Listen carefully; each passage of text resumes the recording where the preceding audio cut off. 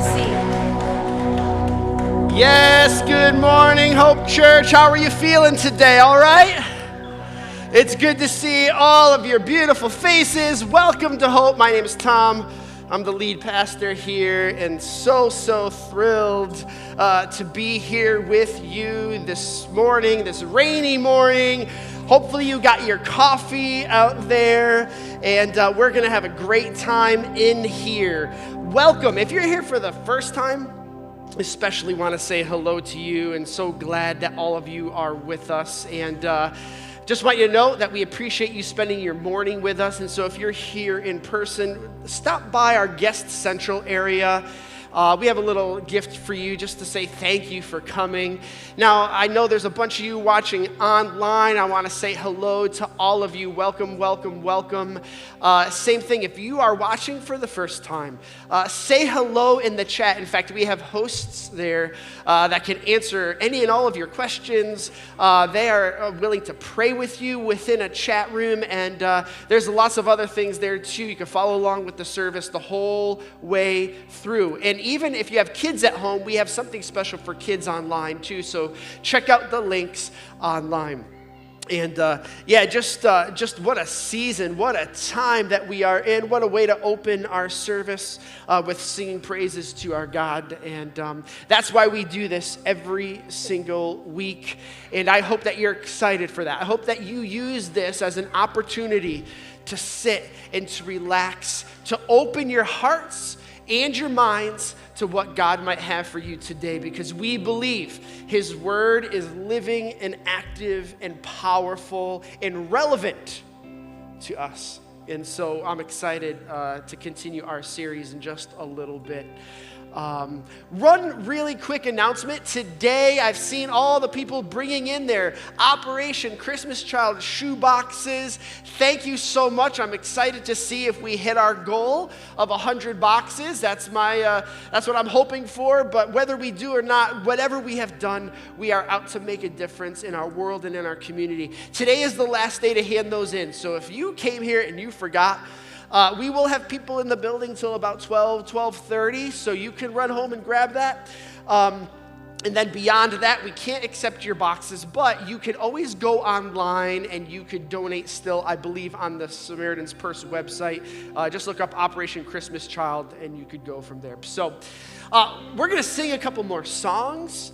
And then we're going to get into our message. So I'm going to have us stand again one more time. Let's really put our hearts out there. And so we're going to ask God to help us with that. God, thank you for this morning. Thank you for this time. Thank you for these people. I pray that you would meet them exactly where they are at this morning. God, I realize we go through our life and there are so many things that we face that affect us. Sometimes we don't even realize it affects us. But God, you know what we're feeling today. You are all-knowing, you are all-powerful, and most of all, God, you are good. And so I pray that we can leave our fears and our anxieties and our concerns in your hand today. God, I pray that you would start with me, that I would do the same, and that all of us here, that together, that we would live that out each day of our life as best as we can, and help us to encourage each other in the meantime. Thank you for this morning. In Jesus' name, amen.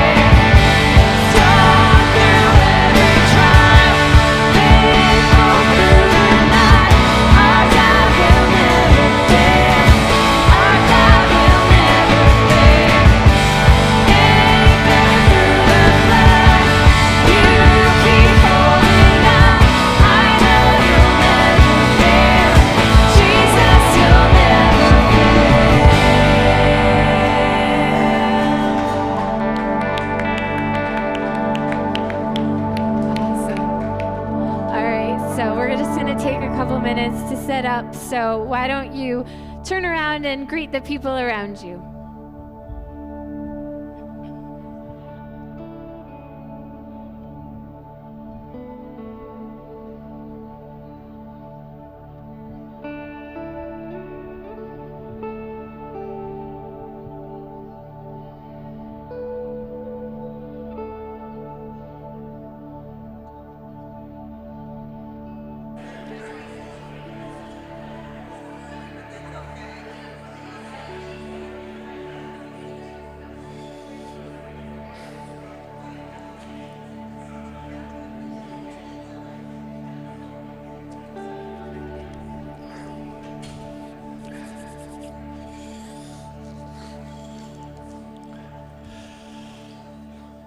I just want to give it up for this band, these musicians. Please help me do that.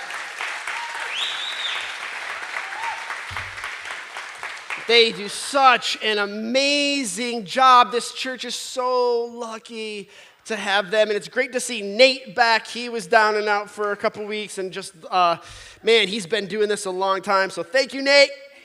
You can hear me back there. Yeah, so how many people are having a good week? How many people are having a not so good week? I don't know how to read that. How many have been trying to live in abundance this week? Okay. How many are still struggling with that? Yeah, I guess that's fair. You could be both there.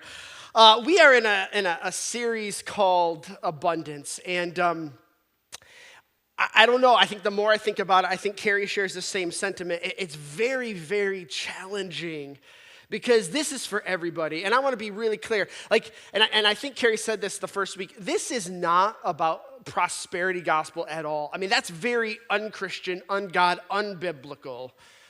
This has to do with a mindset of how we live our lives in light of who God is. And when we really stop and consider that, man, it is a challenging thing to do. Because I think we just default to the opposite of that, which is called scarcity mindset. At least that's how we're defining it. And so this is, last week, I tried to give us a visual for what this looks like. And so what we did was to understand scarcity mindset. We took our hands and we clenched them in a fist and we put them around our chest and we just kind of held on. And I have a slide up here that's going to show you when we are living in a scarcity mindset, these are the things that we are living by, whether we know it or not, whether we're conscious about it or not. Number one, we're kind of living in the mindset that God just wants to take from us. And he can't be trusted, and he just wants stuff from us all the time. A scarcity mindset. When troubles and stuff hit our life, we start asking, why, God? Why would this happen, especially to me? Like, why is this happening to me? I can't seem to get a break. That's vestiges of scarcity mindset. I said our feelings dictate our happiness. That's scarcity mindset. And we are mostly concerned, not entirely maybe, with our goals and our agendas. See what we're doing? This is mine. So then we took that and we said, but here's abundance mindset. And we relaxed and we opened our hands and we just kind of let them fall to our sides with our palms toward heaven, because this is what we're saying when we talk about abundance mindset. Number one, God is a giver and he's good. And not only is he good, but he's for you. That's huge. That is a huge mindset shift for so many people that struggle with God, religion, and Christianity. I said, when troubles hit our lives, we, instead of asking why, we're saying, okay, God, it's not that we have to like it, but we say, what do you want to do through this? What does my response need to look like here? Number three, I said, instead of our feelings dictate our happiness, our faith needs to dictate our happiness. It's like the songs we just sang. We're going to trust God that he will never fail. We say it, we sing it, But do we really believe it, that he's never going to fail? And finally, I said, instead of it being about our purposes and our agendas and our goals, abundance mindset is living for God. It's living in what he wants to do, his agenda and his glory. And so the question is, how do we begin to change our life? How do we begin to go from scarcity mindset to abundance mindset? We open our hands. That's what we do. We begin to open our hands. And I did talk about 3 ways we open our hands to God. And today, I want to zero in on one of them. One of the things I said is we need to rethink this idea that we have of ownership. And today, I'm going to do my best to expand upon that a little bit. So let me set this up really, really quickly. Today, I'm going to warn you that this is one of the topics that people get scared to talk about in church. Sometimes churches make it really, really cringy to talk about. We're going to talk about money. We're going to talk about wealth. Now, if you're a guest here or not a church person, I want to say, I hope that you will see, money is not our focus here. But let's be honest, it's a very critical conversation that we all need to think around. And so before we get in and to just say it all, to get rid of all the awkwardness up front, let me give them 4 promises today as we talk about my money and your money and the wealth that we have. Number 1, I'm very sensitive to people being uncomfortable about this. I will not be weird about stuff. At least I don't think I am, although sometimes I think I'm not weird and my kid's saying, Dad, you're weird. So I get that. But here's the other thing I could say, that without a twinge in my conscience, I think I could very easily say, Hope Church does not want anything from you. I want you to hear me on that. We don't want anything from you. What we want is something for you. And that's a very critical piece and partly where I want to come from. Because if we get a really solid grasp about what the Bible teaches about money, I think it's actually going to free you and it's going to fill you. I truly, honestly believe that. I have less of a cringe factor about talking this, number 3, because I have seen it in my own life. Sarah and I could attest to this. When we started to look at money and wealth a different way, it changed us. And I think it actually changed our whole dynamic in our family. And then finally, at the end of the day, you could take or leave what I say. So you have that option. That's totally okay. So hopefully that takes some of the weirdness out. Like, you're going to have to go home and you're going to have to wrestle through what God wants to teach you about the message today. Here's the truth. The Bible says a ton about money and wealth. Did you know that? In fact, most scholars would say Jesus talked about money more often than he talked about heaven. There's a lot. Today we're going to get a little understanding of why I believe he talks about this. And so one of my approaches today to get us thinking around this is I'm going to ask throughout the day 3 questions.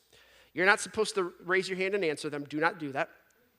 These are questions you could write down and you could think about because I think they're really critical questions. And here's the other thing I'm just going to confess to you. Over the last few days, I've realized that I've bit off more than I can chew.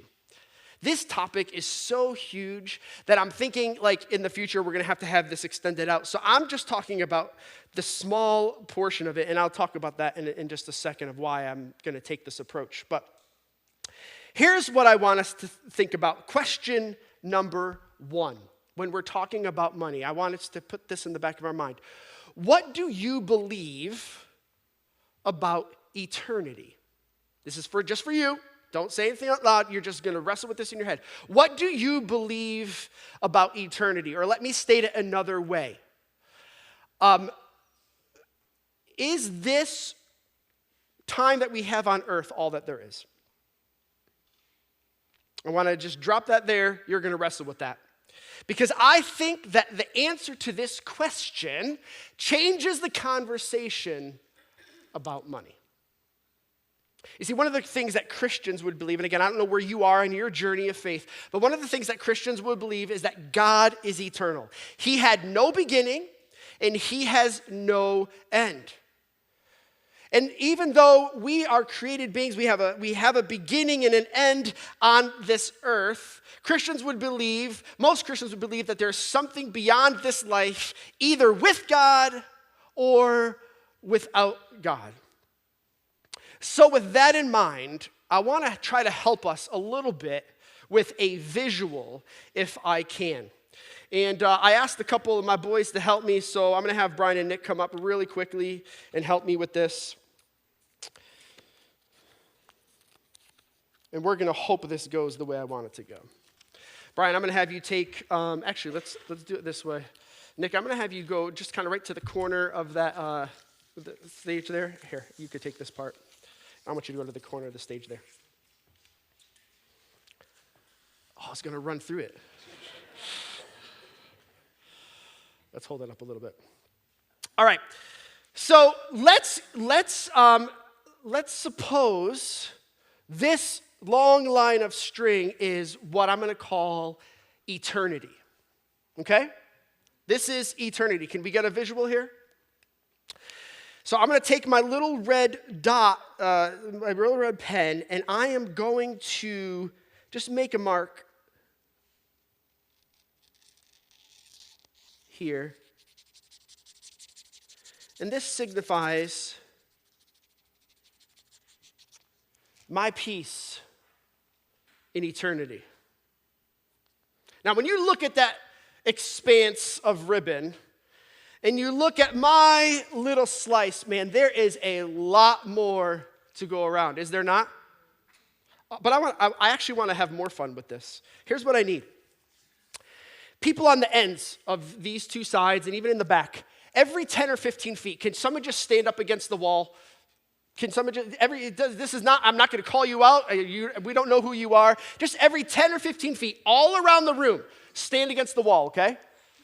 Can we do that? And then I'm going to have Brian, Marilyn, can you come up and stand and hold where Brian is, right on the edge of the stage? Brian, I'm going to have you pass this string all the way around this entire room. All right? Let's see if we can do this. Let's see if I bought enough ribbon here. Yeah, we could drop it. We could drop it now. And how we're going to end up is someone's going to end up, and Nick's going to end up holding both ends, hopefully. All right? Let's see if this works. Can we do this?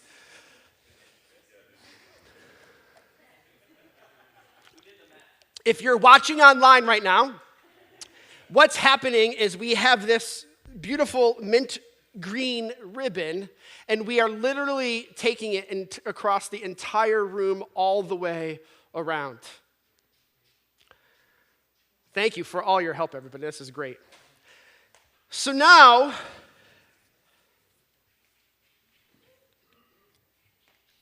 I want us to look at our tape mark.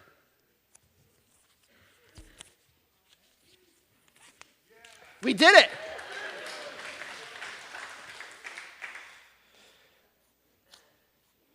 So here's my time in eternity. And this is probably very insufficient even as it stands. And so now what I'm going to draw is a little mark about the very beginning of time, going back to Genesis chapter 1. Where should I put that mark? You know what? I'm just going to put it right here.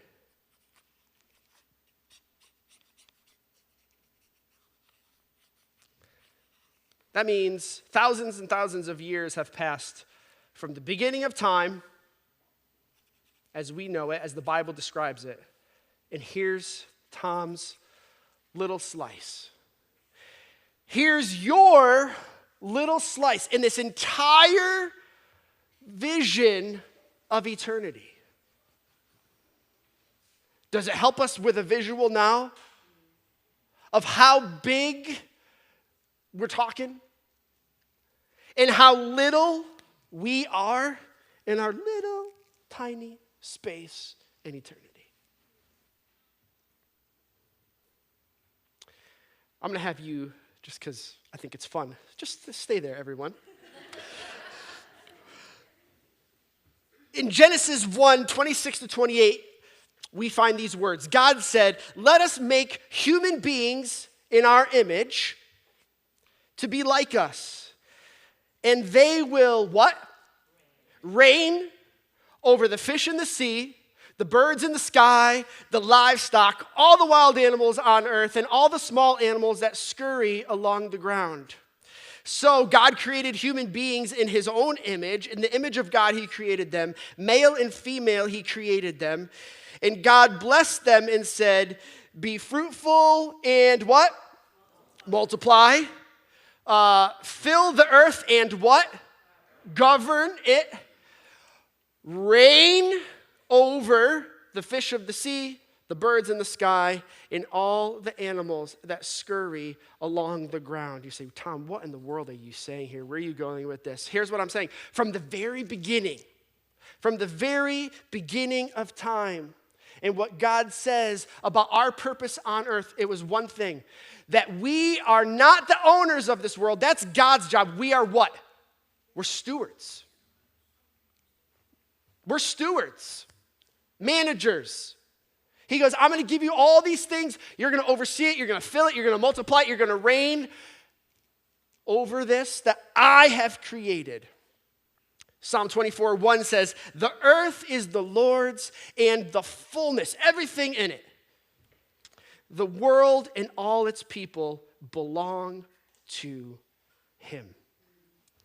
Thank you, everybody, for helping me with the illustration. I appreciate that. You can head back to your seats, drop that ribbon, and we'll pick that up. When we begin to see our lives and our job on this earth as managers, as stewards, and not as owners, it changes the entire conversation as well. Question number 2. How powerful is money really? How powerful is money really? So one of the things that I love about Jesus was that he was a master teacher. And I don't care, back in that day, whatever side you were on, whether you agreed with him or not, people saw that in Jesus. And that's why crowds kind of flocked to him speaking. As far as I can tell, he was like the perfect mixture of wisdom and love and grace and honesty, charisma, creativity, all of these things, challenge, gentleness. People loved Jesus. He was thoughtful. He took pride in helping people think through things in ways that they never thought through things before. And one of the ways he did this, his most common way, was by teaching in something we call them parables, right? And so if you look in Matthew, Mark, and Luke, and John, where you see this, and especially in Luke, where we're going to go in a second, there are tons of parables. They are made-up stories that Jesus uses to teach a lesson. And today I want to look at one with you that talks about money and wealth. And let me tell you straight up, it's a little bit weird. And it's a little bit hard to understand. It can be challenging, but we're going to walk through it together. Thinking about the question, how powerful is money really? And what do you think about eternity really? So we're going to go to Luke chapter 16, starting in verse 1. And we're going to read all verses 1 through 13. If you want to follow along, you can follow along on the screen or online there. It says, Jesus told this story to his disciples. So let's set the scene. Jesus is out and about. He has his crew that's around him. Now, I happen to think that there's more than just the 12 disciples or the 13. I think there's probably a crowd of people, just people that kind of follow Jesus wherever he went. They were around, and he started to talk. And he decided he needed to tell a story here because they weren't getting something. So there was a certain rich man who had a manager. We already talked about this a little bit. Who had a manager handling his affairs. And one day a report came in that the manager was wasting his employer's money. All right? So Jesus starts to tell this story that there's this guy who had all this stuff. He was rich. He had so much stuff that he couldn't manage it on his own. So he had like this network of people, and he had one person in particular who oversaw the management of his affairs. He probably had the ability to go banking for him, to sign documents for him. So this is the picture that we're getting, okay? So he found out that he was wasting his employer's money. So the employer called him in and said, "What's this I hear about you? Get your report in order because you are going to be fired." Deserved it. For some reason, he mismanaged this money. He lost trust. So he's like, "You're going to be gone." He goes, "Get your stuff together, get our affairs in order, and then we'll see you later." So this manager thought to himself, "Now what? My boss has fired me. I don't have the strength to dig ditches, and I'm too proud to beg." He had a dilemma. He's like, "I'm not going out in the field. I'm not going to beg for money. I've got to think of something else. I know how to ensure that," he says, "that I'll have plenty of friends who will give me a home when I'm fired." So he invited each person who owed money to his employer to come and discuss the situation. And he asked the first one, "How much do you owe my boss?" And the man replied, "I owe him 800 gallons of olive oil." And so the manager told him, "Take the bill, quickly change it to 400 gallons. "How much do you owe my employer?" He calls the next person in. "I owe him 1,000 bushels of wheat." "Here," the manager said, "take the bill and change it to 800. I'm going to stop here. This is kind of a weird story, is it not? Like, if you're like me, you're starting to ask all these questions of like, what in the world is going on? Now, we get to the point where where everyone thinks Jesus is going to go in a certain direction, and this is where his master teaching skills take a complete left turn, right? So he says, the rich man had to admire the dishonest rascal for being so shrewd. And it's true that the children of this world are more shrewd in dealing with the world around them than are the children of light. Now I'm going to just sit. Maybe like people did when Jesus told them this story. They're like, "I don't understand. What is going on here? How does this apply to me?" The master, you think he's going to start going off, and the guy sits there and he's like, "Oh, I'm pretty impressed with what this manager just did." And it was like, "What?" He compliments the manager for being so shrewd. Now, here's where some people, they like to debate, and they're like, "Well, is Jesus promoting dishonesty here?" And it's a legitimate question. But if we know anything about the character and the heart of Jesus, that can't be the answer. And I don't think it's the answer at all. Although I would give you, it's a strange way to teach us spiritual truth here. Jesus is actually highlighting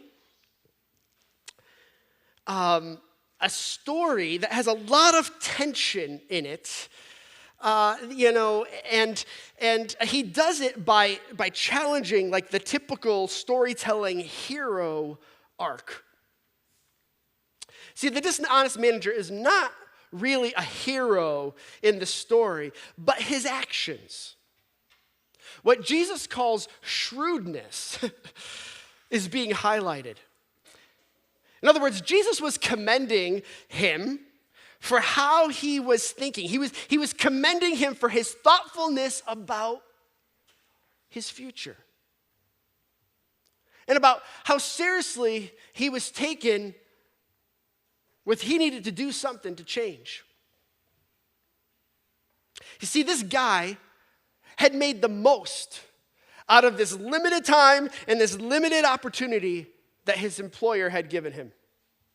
He said, you're about to go, get your affairs in order. And he took that window of time and he did something with it.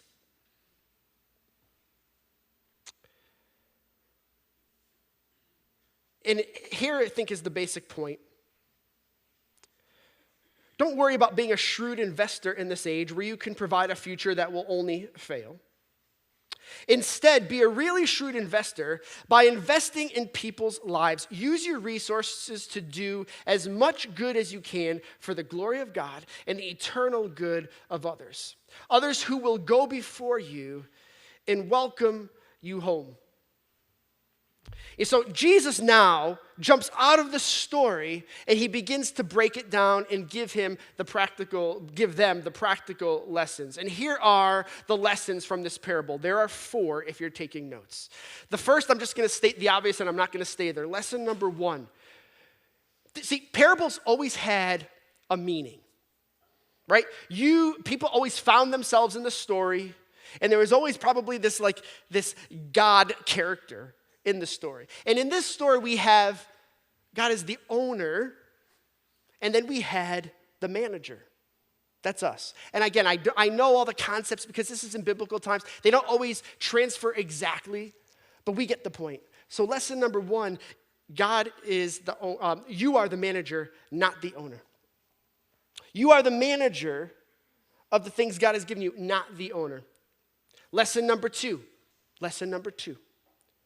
You need to live in the light of eternity. You need to live in the light of eternity. So here we go. Verse 9, we're still going through our passage. This is where Jesus says, use your worldly resources in this little speck of time that we have on our ribbon of eternity. Okay? Use your worldly resources to benefit others and make friends. Then, when your possessions are gone, they will welcome you to an eternal home. What is Jesus saying? What is he commending here? He says, when you take the resources you accumulate in this life and actually use them to serve and love and benefit others and the work of God's kingdom, they end up impacting eternity. In other words, Jesus is telling his disciples that even though they were a speck of time in the whole timeline of eternity, the effect of their life and the effect of your life can have an impact that we might never see, that just ripples through time. And that's what I think he's saying when he says they'll welcome you home. See, these people that you showed favor to, even in the weirdest way, they benefited from that. You got security from that, and they welcomed you into eternity because they went before you. Your resources right now can make an eternal difference. In other words, what you believe about eternity directly impacts what you think about your money. Lesson number 3, our honesty and faithfulness to the master directly affects what God may want to entrust to us. All right, let me just, I don't want to lose you. Lesson number 1, we are the manager, not the owner. Number 2, what you ought to live in the light of eternity.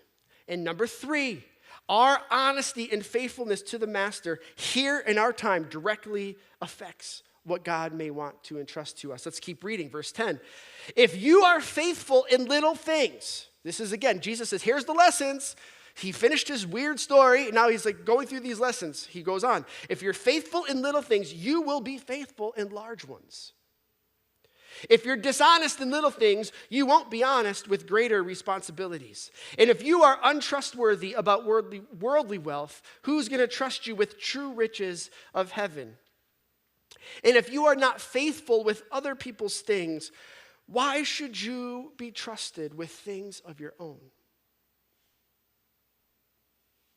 See, if we live in the light of eternity and we live understanding that we are not owners, we are just managers, we have the responsibility to live with that in mind. And when we faithfully steward those things, God will entrust us with bigger and bigger things.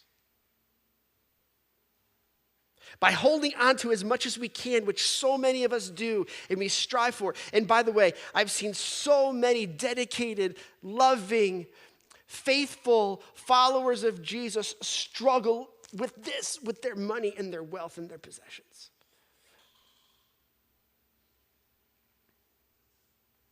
It's a scarcity mindset. But God is interested in you. He's interested in your heart. And that's what he's going to in this parable, the heart of the matter. Final lesson, number 4. Money has power in your life. Look at verse 13. Huge verse. You might even know this, even if you're not a church person. It says this. This is Jesus. No one can serve 2 masters. For you will hate the one and love the other, or you will be devoted to one and despise the other. You cannot serve God and be enslaved to money. Wow. Jesus calls money a master. Which basically he's saying, what is going to be the supreme thing in your life? Is it going to be my way? Is it going to be me? Or is it going to be the things that you're putting your trust in here on this earth? He says, not that you prefer to serve one or the other. He says you can't serve both. You can have God and you can have money, but you cannot serve God and money. And this is, again, the irony in which all of us, modern day, and I think throughout time too, but we think about money, wealth, and resources, that they're serving us. Too many people are getting served. We serve it. We serve it.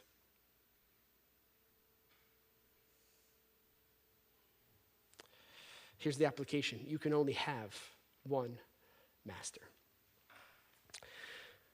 So, as I'm wrapping up here, you say, what is the application? What am I supposed to be thinking about? I get it. This is a strange way to make a point, but I think that's the mastery behind what Jesus was doing.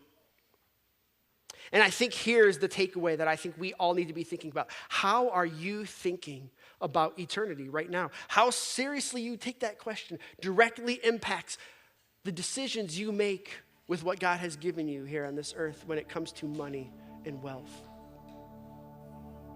I've said it many times in the past. We went back in a series recently and I said, what you believe determines what? How you behave, right? And what Jesus is trying to do here is get people to understand, the heart of the matter. So my question is, how powerful a grip does money have in your life? Don't be deceived. If there's anything that's keeping us from serving God with our full heart, mind, and strength that he talks about, it's got its roots in pride or money or both.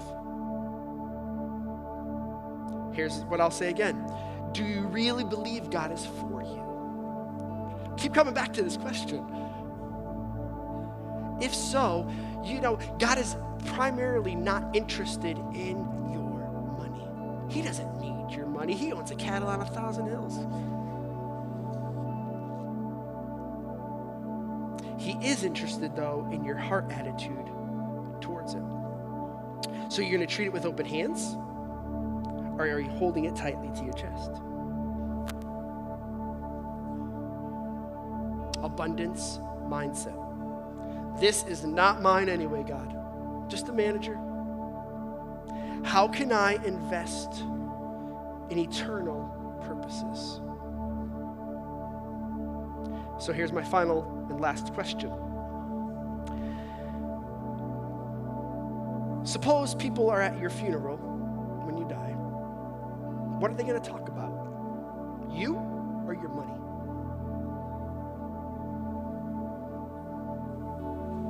You or your stuff? Guess what? It's not going to be your stuff. When we get to the end of our life, right, God's going to look at that, and people, you see, so here's the deal. So like, when we serve other people remember, and that makes impact for eternity, and that's what people remember. And God says, well done, good and faithful. I'll close just with a quick story. I wasn't going to, but I am going to. There are a couple families that support Hope Church. And here's what's interesting about their story. They don't come here on Sundays. They have in the past. You say, well, Tom, why are you telling me this story? Well, here's why. Because in 2 situations that I know of, and actually a third came up this week, I've had conversations like, why do you give to Hope Church? And I'm talking generously. And they said, here's the deal. We love what you're doing there. We love what God has done through the years at Hope. It's impacted our life. Even if we don't live in Connecticut, we've moved away.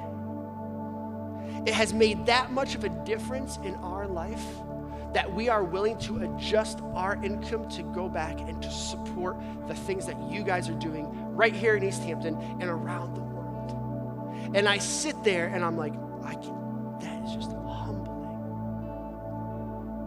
When there's people here who come every Sunday and we're going like this with our money. You have people out there saying, you know what? God, use it. And you know what I see? God has blessed and given more, and they are stewarding it well, and they just love people. And you know what I'm saying, where I'm going with this? That is going to have ripple effects in eternity. Because these people that you don't know about are actually changing your life because they're allowing us to do the things that we're able to do here and reach people. So that's my message about money today. There's so much more to say, and there's so much more but I want to get to the heart of the matter. In one of Jesus' most famous and weirdest parables of all, he goes, I appreciate how you're thinking ahead. I appreciate how you're thinking in the light of eternity. Make a difference and make a ripple. Start releasing. Get your hands away from your chest. Abundance mindset. Open them up. What are you going to do with it, God? It's yours anyways. It's not mine. Let's pray. Lord, I have to think that when Jesus told this story, that people were looking around saying, I don't get it.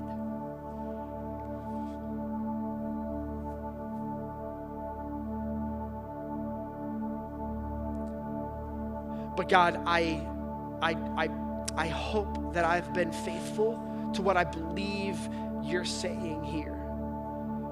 And God, I just want to live my life in that way. I can't force anybody, and we're not here to do that. But God, I've seen how it changes my life and my approach. I've seen how others, like in the stories I've told, it's changed their life and their approach to how they give and to how they think about their wealth and the things that they have. I pray just in small ways that today, through my inadequacy, but through the power of your Holy Spirit and your word, that you would just open our eyes in small ways, that we would change for the better, that we would release the things that we're holding on to. That as a part of our striving for a mindset of abundance, God, that you would just allow us to step out and take a step of faith. That we would think not in the light of what my balance is going to be in my checking account at the end of the month, but in light of eternity primarily. I thank you for those who have gone before in this church, who live in that way and have invested in so many lives. God, I pray that as a church, that we would always be that kind of a place, and that we would trust you, that you don't want this because you want something from us, but that because you want something for us and for people that come behind us, that will welcome us into eternity as well because of what we've invested here on this earth. So Lord, thank you for this opportunity and this time. We love you. We ask for your strength and your help in this really hard thing. In Jesus' name, amen.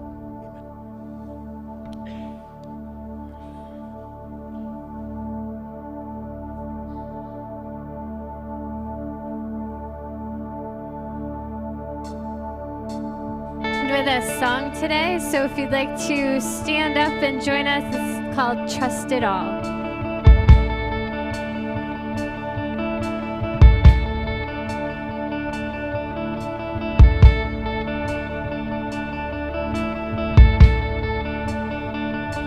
With every breath, with every word I speak, with every step, with every heartbeat, Jesus, let it be for you only, my whole life, all for your glory.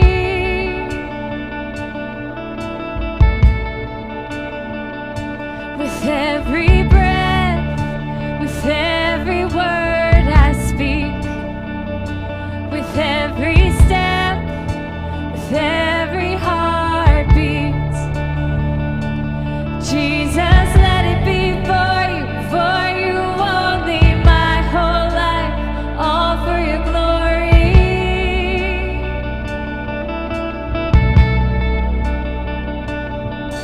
My life is in your hands, I trust it all to you, my dreams and all my plans, I trust it all, forever I'm changed, I'll never be the same, because of your love, forever I'm changed, I'll never be the same, because of your love, because of you, Jesus.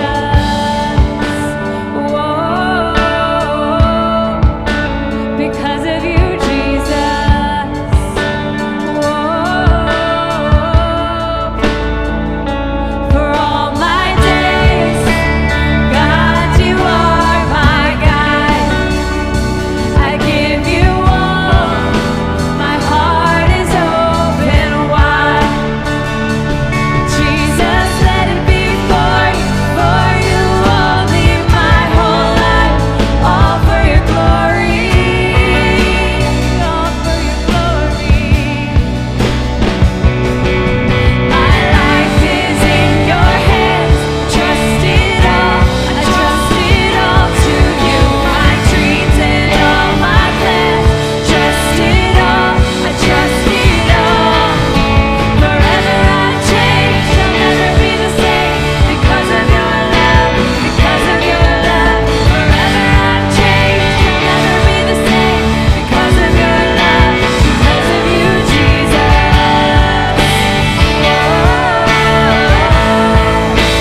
Because of you, Jesus. You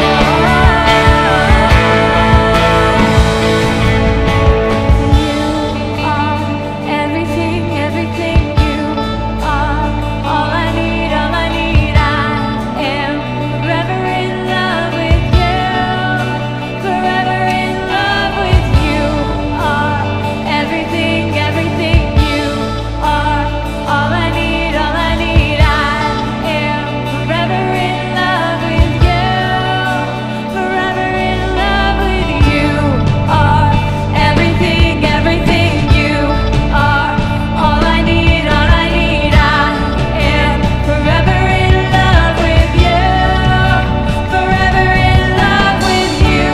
Are everything, everything. You are all I need, all I need. I am forever in love with you.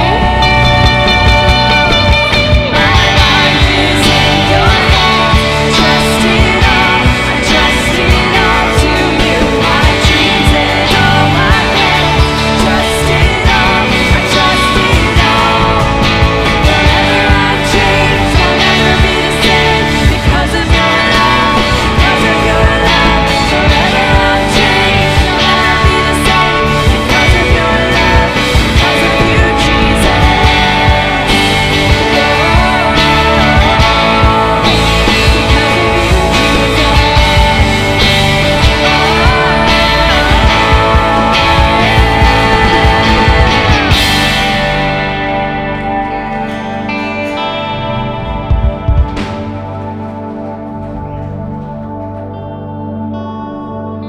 That puts it all, wraps it up in a nice, neat little package, man. I didn't know at the outset of this week that we were going to do this song, but when I think about those words, my goodness, we have so much to work on this week, all of us. I'm so glad that you're here. Man, oh man, love this place, love this church. I want you to know, if this is your church, there are several ways. We're trying to make it easy for you to give here. And the best way to go to cthope.online/give. And we do, as I've said before, we rely 100% on your donations. We have no other outside people or organizations that support us. So just so grateful for the faithfulness all of you have had and the generosity that all of you bring each and every week. There's also giving boxes in the back if you prefer that. Remember your Operation Christmas Child boxes. Remember to get your kids. We love them, but we don't want them to stay here as well. Make sure you have your ticket to go pick them up. I was wanting to say something, but I have this brain fog and I can't remember what it is. I do want to say we have people up here that are willing to pray with you. If you're feeling like you need that today, we're going to have people that we trust that you just come forward and they will pray over you and with you. I still can't think of my thing, so I'm just going to let it go. Thank you for being here. God bless you. Oh, I know what I was going to say. I know what I was going to say! Makes me so happy. Next week, you don't want to miss next week.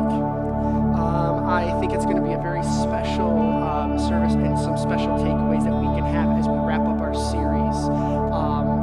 Make plans to be here. I don't think you'll be disappointed. So with that being said, God bless you. We'll see you next week, same time, same place. Have a great day.